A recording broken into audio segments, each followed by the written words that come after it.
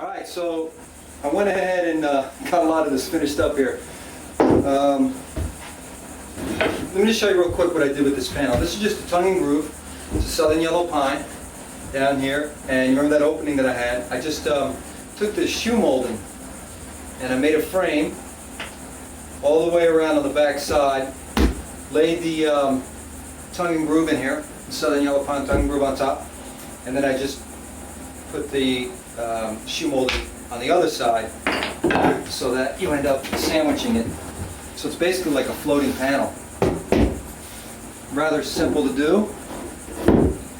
And I just found the 7/16 shoe molding with the 3/4 inch worked out just perfect with the 2x4. So for the window, you know, I have another video up. I've already glued this.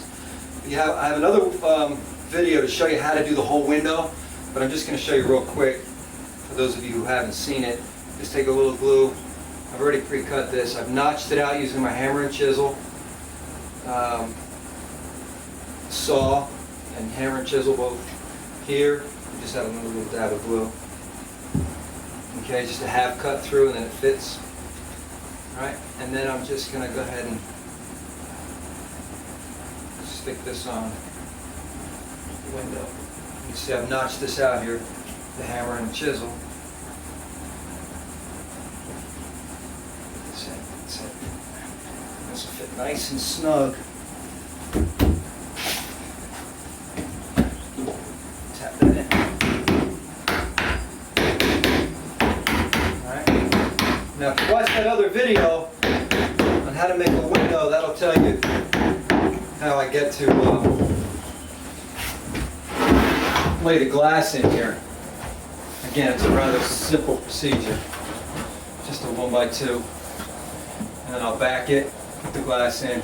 And unlike the other window, I'm not going to glaze this one. I'm going to use a molding on the outside. But this is a pretty good looking window for 2x4s and some cheap pine. I think it cost me about 50 bucks to make it. So I'll hang it up, show you how it looks hung with the glass in it.